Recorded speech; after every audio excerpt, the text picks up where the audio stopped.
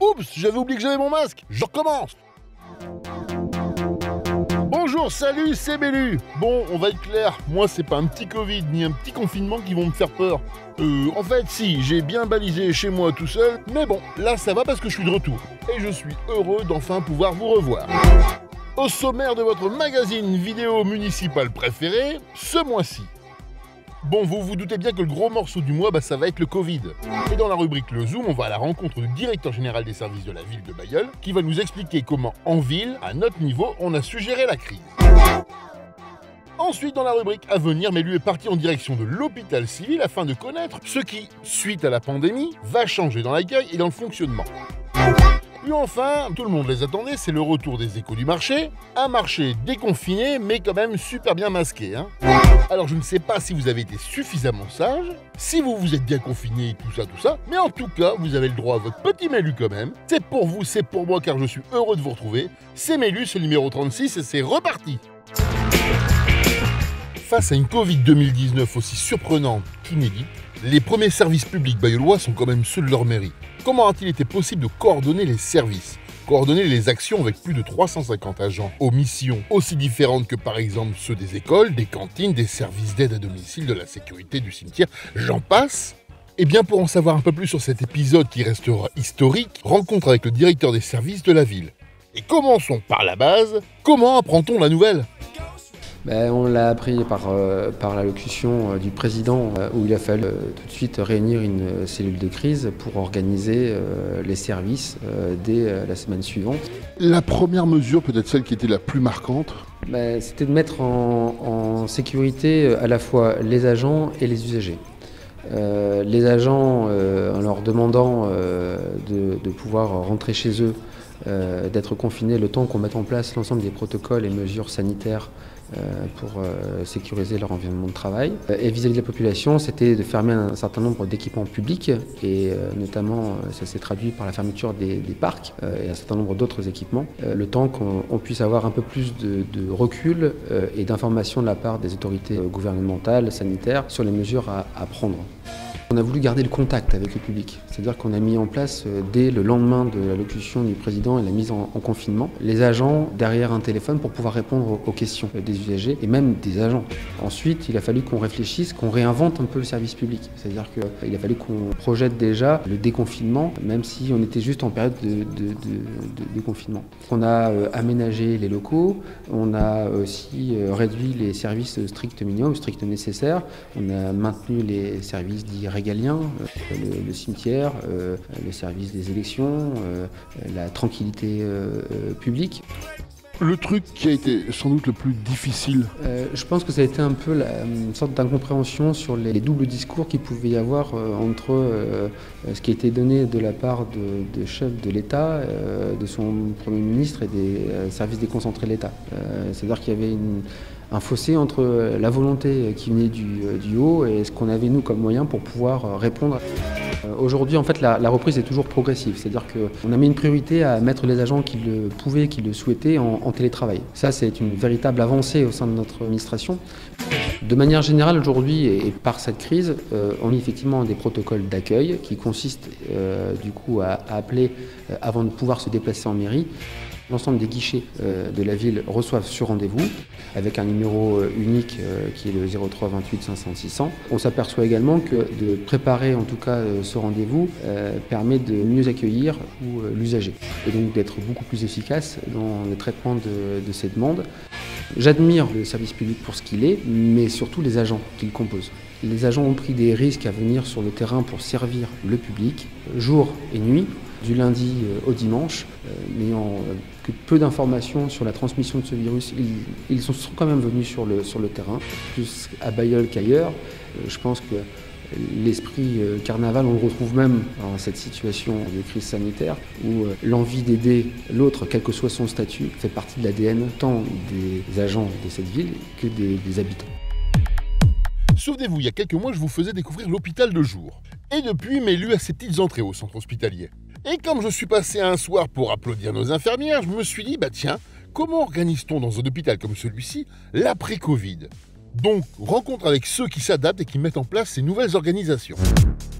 On a repris les consultations, j'allais dire à un rythme un peu plus soutenu. Donc on a rappelé tous les patients qui étaient à reprogrammer. Donc on est en cours de reprogrammation sur toutes nos vagations. Derrière, on a aussi beaucoup d'appels pour des nouvelles consultations. Nous, ce qu'on demande, c'est vraiment de respecter les gestes barrières dès l'appel téléphonique. S'il y a un symptôme pour une consultation, on reporte la consultation. Par contre, pour l'imagerie, les symptômes, fièvre, etc. ne sont pas contradictoires, j'allais dire, avec l'imagerie. Donc on maintient et juste on a plus de précautions au niveau des tenues, etc. Jusqu'à présent, nous avons à peu près 7 patients qui sont pris en charge avec des symptômes de Covid. Souvent, ce sont des patients qui sont peu atteints et qui ont plutôt une bonne évolution. On a eu un seul décès jusqu'à présent. La crise du Covid nous a posé quand même pas mal de questionnements sur la capacité d'un établissement tel que le nôtre à prendre en charge des patients qui avaient cette maladie-là.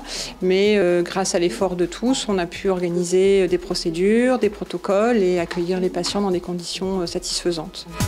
Nous avons dû fermer très vite l'accès aux visiteurs pour les patients hospitalisés. Nous avons également stoppé les consultants médecins et tous les intervenants de l'extérieur. Et pour l'instant, on est en train de réouvrir. En quelques mots, s'il fallait faire un bilan de la crise Covid, ce serait lequel? Celui de la solidarité des soignants entre eux, que ce soit les soignants donc sur le terrain, mais également les administratifs qui nous ont aidés à avancer dans cette crise. Et puis un fort investissement des personnels pour faire leur travail le mieux possible. Le parcours patient aujourd'hui, c'est d'arriver par le SAS ambulance. On se présente au niveau du bureau infirmier qui a été installé à ce point d'accueil. Une prise de température est effectuée. Ensuite, on demande à ce que le patient se lave les mains, porte un masque. S'il ne l'a pas ramené, on fournit le masque nous-mêmes. Et ensuite, on lui demande de suivre un circuit par fléchage au sol avec un circuit pour les consultations et un circuit imagerie. L'idée, c'est de faire une marche avant pour éviter que les patients ne se croisent trop dans les couloirs. Donc si on devait gérer une seconde vague de Covid, oui, on est prêt puisqu'on a tout mis en place au niveau des organisations. Les personnels sont vraiment prêts aussi à suivre les procédures qui ont été définies. Donc l'état d'esprit d'équipe, ils sont quand même toujours un peu inquiets puisque ça reste quand même une maladie un peu dangereuse. Donc maintenant, nous, notre rôle est aussi de les rassurer, donc de mettre tout en place pour justement avoir des conditions de travail sécurisées. Et c'est vrai qu'aujourd'hui, on sent que le climat s'apaise et qu'on arrive à travailler avec la montée en charge aussi qui arrive au fur et à mesure des semaines. Alors pour contacter l'hôpital et prendre rendez-vous, le numéro de téléphone s'affiche ici. Dernière petite précision, pour chaque rendez-vous, il n'y a qu'un seul patient parvenu, sauf pour les personnes dépendantes et les mineurs qui peuvent être accompagnés d'un unique accompagnant. Voilà, ceci étant dit, direction les échos du marché. De mémoire, il y en a un qui a dit un jour « Le monde d'après ne sera plus jamais pareil qu'avant ».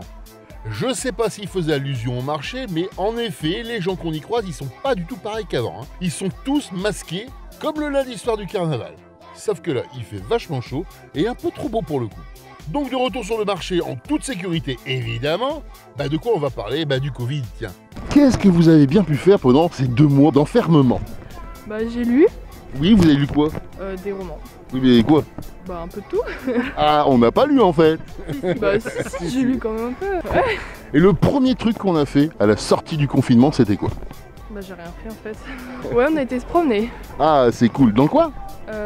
Ouais, au Mondéka. Ça va? Oui, ça va bien et vous? Avec vos lunettes, on vous reconnaît plus là. Parce qu'on vous voit pas. Voilà. C'est beaucoup mieux quand même. Quand vous serez grand-père, qu'est-ce que vous direz à vos petits-enfants? Moi, pendant le confinement, j'ai fait ça et ça et ça. On a joué beaucoup aux jeux de société, on regardait la télé, on s'occupait comme on pouvait quoi.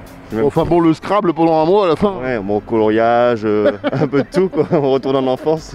Eh ben merci, passez une bonne journée. Merci vous également. Bon, l'avantage c'est qu'on peut dire toutes les bêtises du monde, on n'est pas reconnu. Ouais voilà, c'est super ça. Alors, comment ça s'est passé le confinement? Difficile, surtout que ma famille est du côté de l'Odo-Marois, donc un peu compliqué. Donc un confinement tout seul? Tout seul, j'ai la chance d'avoir une copine sur Bailleul, donc ça va, mais elle travaille à l'hôpital. Donc on l'a applaudi tous les soirs? Bien sûr, comme... Et vous, dès qu'elle rentrait, vous l'applaudissiez? Voilà, comme d'habitude. En tout cas, vous avez un très joli masque. Merci. Bah, c'est du CHU de Lille. Hein, Ah d'accord. Voilà, c'est pour ça. Ah bah il est bien fait. Oui, il est pas mal. Hein. Il est pas mal. Quel est le premier truc qu'on a fait pour le déconfinement? Bah moi personnellement, je suis plus restée chez moi encore plus que pendant le confinement. Donc pas une grosse bringue. Ouais, non, du tout, non. Pour moi, pendant le confinement, ce que je raconterai à mes petits-enfants, c'est que j'ai fait encore plus de choses que je peux pas faire habituellement avec le boulot, la routine boulot et tout ça. J'ai pu profiter de mes enfants encore plus que d'habitude. J'ai pu avancer dans mes travaux maison, j'ai pu faire plein de choses et du coup, ça m'a aidé. Mais bon, ça a été quand même assez spécial d'être coupé de sa famille et ça a été dur quand même. Alors vous avez pas cours? Non. Est-ce que le lycée est fermé? Ça a quand même du bon ce truc. Hein. Ouais. Vous préfériez aller à l'école ou au marché? Aller à l'école. Ah, vous préférez quand même aller à l'école? Oui. Alors qu'est-ce que vous avez fait durant tous ces mois de confinement? Rien. Vous n'avez pas fait... En fait, vous avez fait la vie d'un ado normal. Oui. Le premier truc que vous êtes dit de faire à la sortie du confinement, c'était quoi? Qu'est-ce que vous avez fait? On a été promener. Promener où? Ah, mais c'est la police ici, je veux tout savoir. On a été faire les magasins. Ah, c'est bien. Mais ils étaient fermés. Non. Non, ils étaient ouverts. C'était ouvert. Dites-moi, quel est le premier truc que vous avez fait pour le déconfinement? Aller chercher Rosette. Vous avez acheté un chien. Ouais, c'est ça. Que vous avez bien pu faire pendant ces 2 mois. Je sais pas, on a appris à faire un potager en permaculture, c'est cool. Et qu'est-ce qu'on va manger bientôt? Bientôt des haricots, du potiron, des piments, cornichons. Tout ce que j'adore. Ouais, exactement. Donc je suis invité. C'est ça. Le numéro 36 de Mélu, c'est déjà fini. On se retrouve le mois prochain et je sens déjà que l'été sera chaud. Comme d'habitude, si vous avez apprécié ce magazine, mettez-y un petit pouce bleu, abonnez-vous à la page Facebook de la ville et à sa chaîne YouTube. Et puis n'hésitez pas à commenter, partager Mélu sans aucun geste barrière autour de vous. Et on reprend le rythme de se voir tous les derniers mercredis de chaque mois. Et là, pour le coup, on se revoit le mercredi 24 juin. Nous serons à 4 jours du 2e tour des élections municipales. Allez, tot nost!